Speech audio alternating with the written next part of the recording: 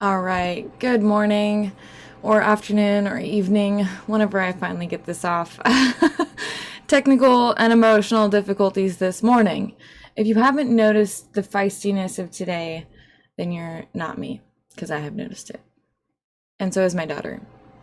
We've got a lot going on in life, and I feel like life has a lot going on for us. So it is the 25th. Later in the afternoon, 12:20 on a Tuesday, ruled by Mars, and definitely the classic ruler of today is Mars, and down below the date you're going to see Sun, Jupiter, and Mars. So these are the most powerful or influential planets for a number of different reasons when we look at this chart. And for the elements of the day, we have definitely still again fire ruled, with all three of the mentioned planets that are ruling in element of fire being Leo, Aries, or Sagittarius. That's no surprise that we're still having a lot of fire go on. But we do have a taste of all of the elements, so they're all showing up underneath where I'm streaming from, which is Washington. Okay, so I'm gonna do something a little bit different because I'm rather short on time. It's been a busy day, so this is my typical screen, but I am gonna go ahead and move over to my multiple screen here in just a moment.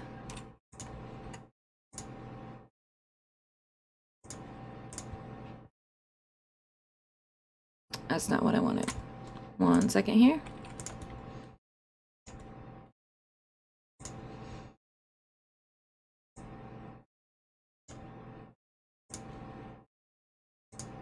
Okay, there we go.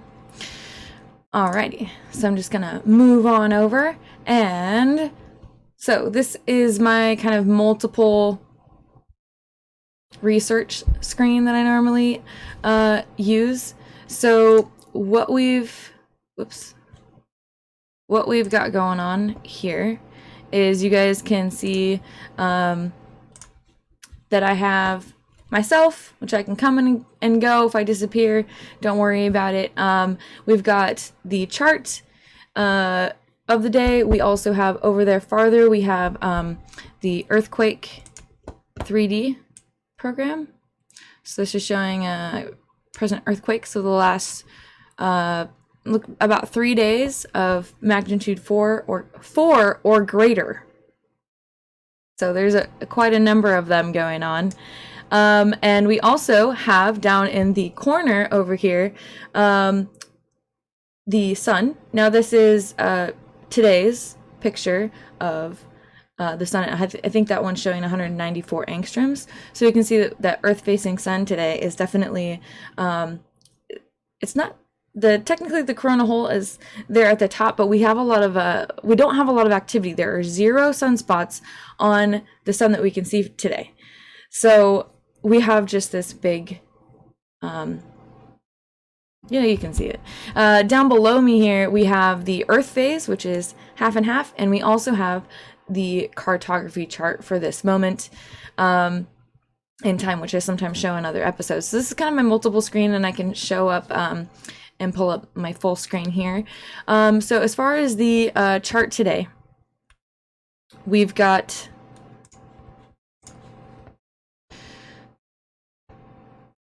all the spheres are in the same signs as they were yesterday, but we have quite a bit of a different view of what the aspects are doing. So Venus is opposing Jupiter. Whenever I don't do well with this aspect. Whenever Venus is opposing Jupiter, it really gets to me, because Venus is like this heart area and of ourselves, and Jupiter is the kind of emotional center. And so whenever I'm faced with really emotional, heartfelt things, obviously it just gets to me. Like, I'm a pretty sensitive person overall to energy, and so that mix up of just having these inner opposing things to deal with is just really, like, it's hard to deal with, and I never do good with this. And so with Venus in the airy kind of logical energy of Gemini right now, and Jupiter at home in Sagittarius, like, we have a lot of churning, chaotic energy that Jupiter is, and it's always changing, and the heart is like, it doesn't change. Like, it holds grudges. Like, it has a long-term memory system, not a short-term memory system. And so there's this kind of inner mix-up, and I'm probably not the only one feeling that. And then Venus also is opposing Pluto at the same time, in the same way. And Pluto has a lot to do with personal power and the power of the world. So we have this inner heart struggle with what's going on in the world and what's going on within ourselves. There's this opposing nature that's trying to be one and the same, to find the balance between the two, Gemini and Sagittarius. Like, there's lessons involved there in finding balance and harmony between those two. And I always I'm a fan of numerology and numbers in general, geometry, math. Like, I love math. In fact, it's kind of a running joke with some of my friends. Like, I like math. Like, math has to do with everything in the world and in the universe and nature. So it's almost to me a spiritual sense to say that I like math, or that I like spiritual concepts, or that I like philosophy. Like, I like math is definitely up there in the things that I like. So when I see numbers kind of spiritually almost, and so when I see anything in Gemini, which represents the twins, and then I see things like the North Node being at 0 degrees, Venus being at 22 degrees, which opposes Jupiter at 22 degrees, in the sign of the twins, it's almost like this is multiplied.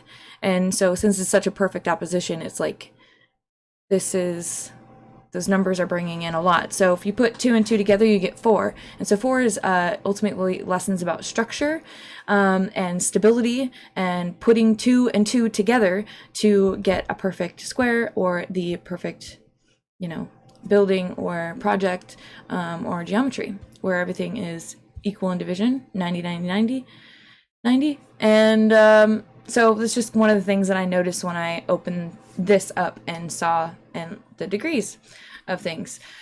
I will go ahead and check to see if there's any fixed stars that we can learn from today.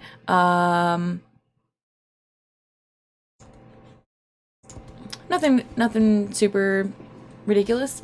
So we will go ahead and take a look at solar system scope. So I'm going to go ahead and screen capture.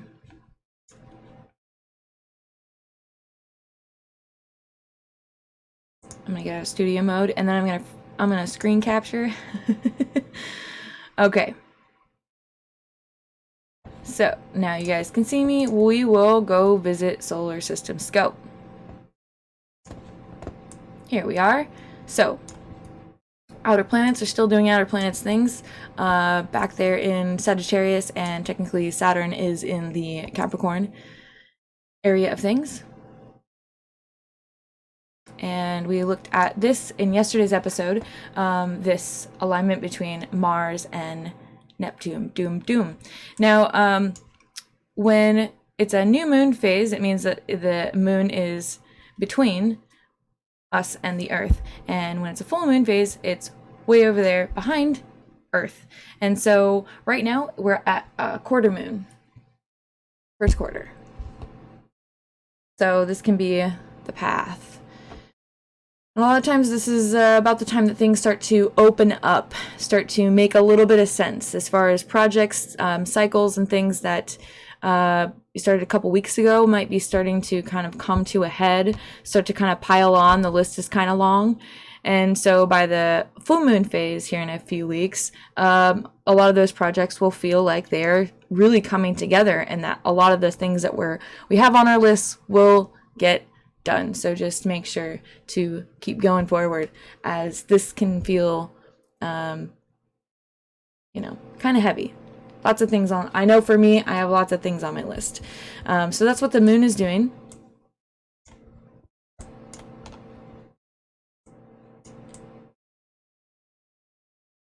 And it's just kind of an interesting shape that the Mercury, Sun, Venus, Mars, and everything is just kind of, I don't know. I just love this looking at solar system scope. But I will say that Mercury is very much still hidden from Earth and Venus, from Neptune. It's just on the other side. So our mind can feel a little bit disconnected from the heart center, from what grounds us to Earth. So it is a time that you might have to remind yourself to take a walk. You might have to remind yourself to go get some of that brilliant sunshine that's bringing in the energy of Leo. So we will put on the constellations and make stars clickable and do a little exploration. So this is where we can see that the sun is, from our perspective, definitely in the energy of Leo, smack dab in the middle of it. Don't let people tell you differently. In tropical, it says that the moon is the sun is somewhere else, and in our perspective, it's definitely boop, boop, in the energy of Leo. Sorry. We can definitely see how aligned in the center that Venus is. So this is Castor, and this is Pollux, up here in the top corners, which are kind of the main stars of that. We can see how dead center, it's right in between Aries and the triangulum Uranus is.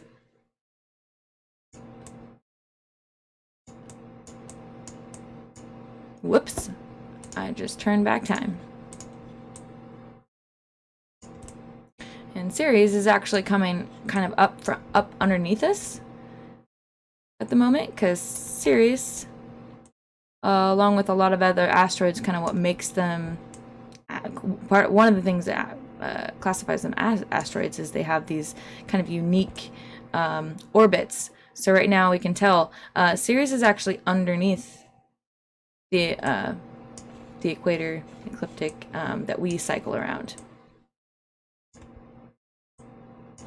Kind of interesting, huh? So that's what it looks like out there right now, today. Cool.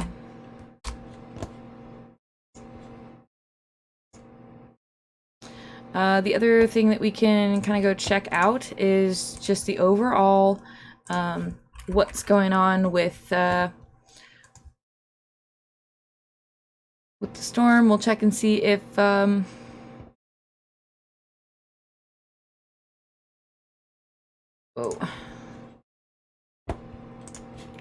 see what the prediction looks like. They're on several of the apps that I have. We're expecting a planetary K4 index spike. It's been pretty low the last couple of days, but we're entering in just this really windy, kind of heavier, denser area from the solar wind. And we can see that hitting right about, boom, 27th. We're going to be kind of entering into a zone where the velocity is much, much more. As the sun kind of sprays stuff at us, we move through it. So that's kind of what that looks like. I mentioned earlier that we didn't have any sunspots at all. So if we look at this guy, there's just there's nothing to see here. There are no super active sunspots. which means much more solar wind and less looping.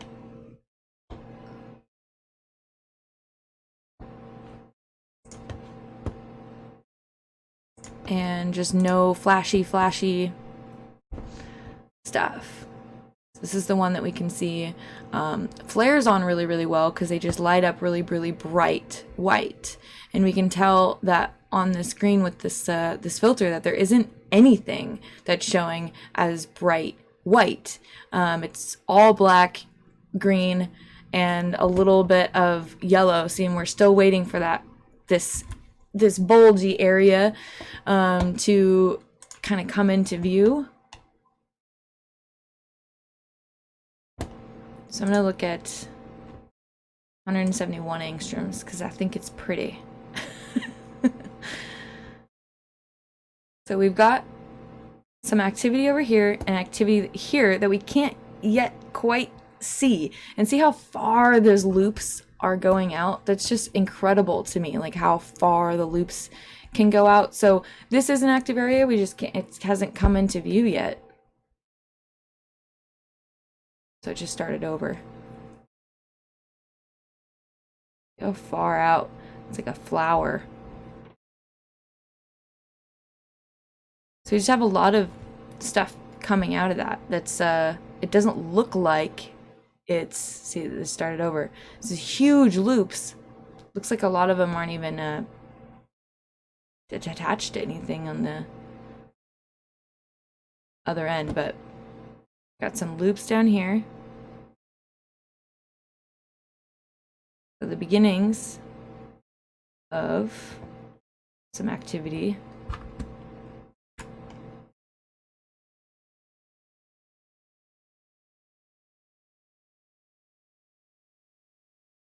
Some strings of stuff down here that would be cool to see in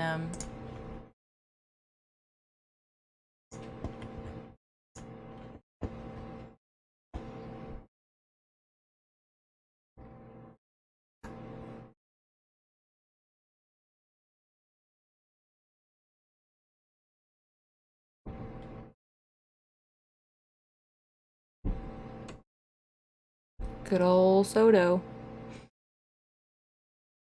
So that's what our sun looks like. And since we're here,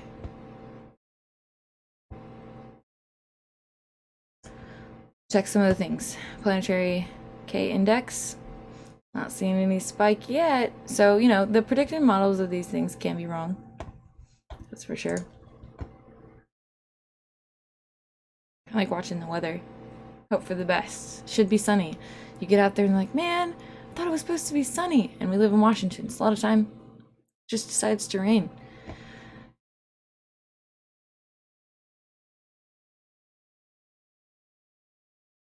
Definitely seems the spikes in the phi, TSM, which makes me want to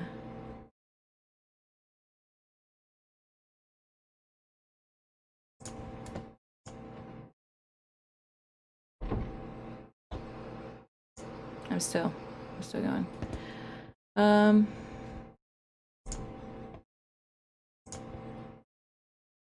Let's see what the chronograph is doing. I noticed just when I saw the, you know, picture on my phone, I could definitely tell that it was showing, you know, from the limbs of those two more active spots, that there's just some stuff just spraying out just consistently without stop. It's not like a CME like explosion, it's just a release of the actual particles.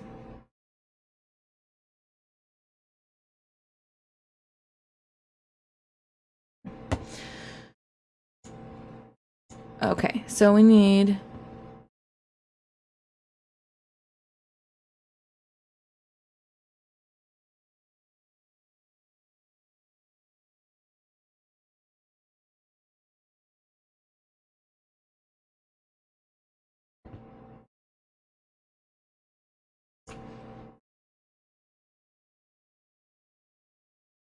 okay.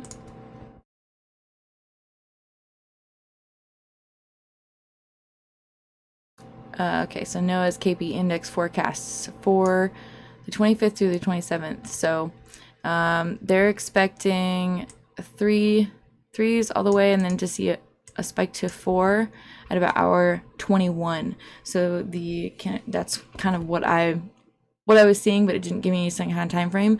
So probably tomorrow morning is when we might see that reflected, that spike up to the KP4. So we'll definitely check on this again tomorrow.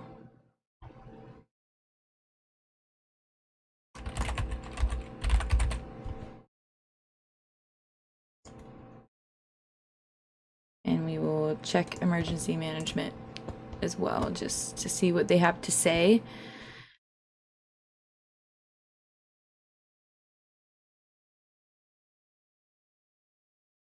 So no solar radiation storm forecasted for the next couple of days. No radio blackouts forecasted for the next couple of days. So that's good.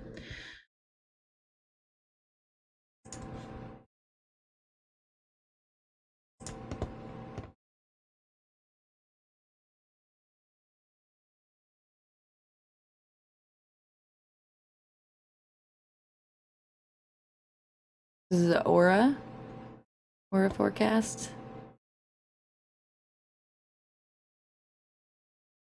So not a lot. Now I'm here in Washington.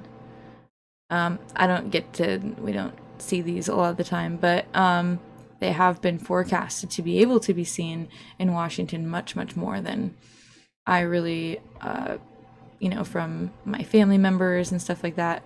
Down here in Washington, I know my dad's seen him up in Alaska, but I don't think I've ever seen him myself. I live in Western Washington, and I've spent quite a bit of time traveling around and seeing the sights, so to say. So it looks like we're good to go as far as space weather and things like that. We will see a planetary spike up to 4 this afternoon, and the Schumann resonance it saw a spike a little bit ago, a day or so ago. We'll just look at it, but it hasn't been much because there hasn't been a lot of activity. So we have seen some spikes here, but none of the big, huge, ridiculous stuff. That really, I see the big spikes when I see activity and things being blown off of the sun, just like we see more activity days later in the weather and earthquakes and things on the system. So we'll check for example, kind of had a feeling that this was going to go this way, that I wasn't going to have anything seen on the sun, and instead would get to kind of see what these kind of storms are doing. So we've got a tropical storm report here that's been kind of culminating over the last couple of days, and over in the Gulf of the States we also have some stuff. So here we've got this guy that has been coming on, and actually Zoom is a lot better at tracking this stuff. We looked at this yesterday, but since about the 20th, it started culminating on the 19th and 20th, really started to build up on the 21st through the 23rd, and now we're into here. So this is due to kind of come out and go into the States. So definitely some stuff to watch, so we can see that this is what that looks like.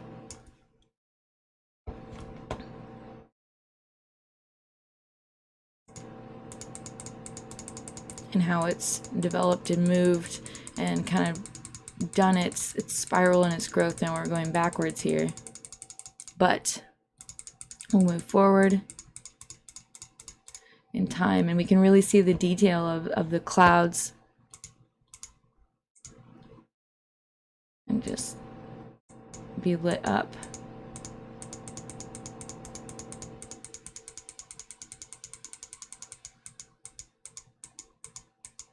Okay, set a current time. So that's kind of what it looks like on Zoom Earth. Now the other one is here. We will see the map better when we go back in time a little bit.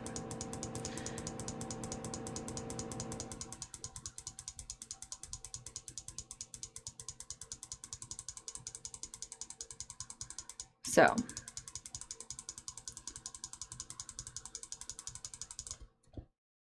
here we go. So this one doesn't look as big, it doesn't have as many clouds and stuff, but it definitely takes a build up from the 22nd to the 23rd or so.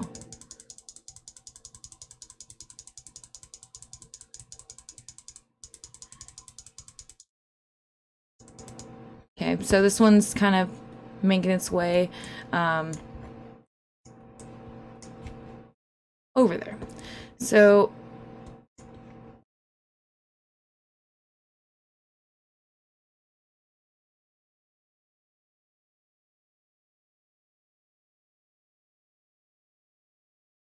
I don't know if you guys can really see it as well, so I'm going to bring this guy up in my life here.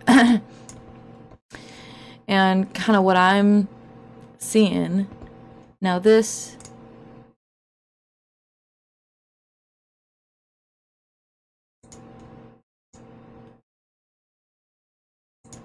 okay.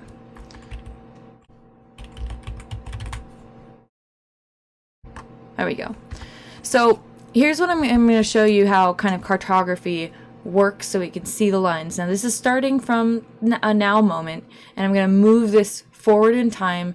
It's skipping by 1 hour, so we're just going to hit the button 24 times so you can see that every 24 hours it lands to about the same time. And you can kind of start by understanding that these lines are groups together. It makes sense because this line is Jupiter, Saturn, and Pluto as well, kind of matched up with Mercury and the Sun at the moment. And so, and then we've got these other lines here that are each just representing different things. So I'm just going to move this and you can kind of get an idea of why I like to use this.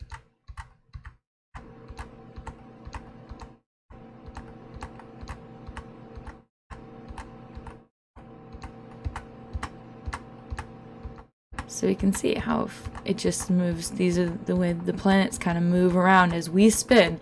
It's not that the planet, you know, we're all moving, but it's our spinning around once a day that makes these kind of passings relevant each day, and their paths and where they really seem to cross over. Now they cross over all points. What I find interesting is that that some of the planets passing over certain points can act at times like triggers for events. So I've gone way past, you know, a day now. But that gives you an idea of why I like that aspect of astrology to be used. So there's a little bit about kind of what's going on, and what this really kind of looks like and really is about. So here is kind of the area of the Gulf that we've been looking at with that storm, and then this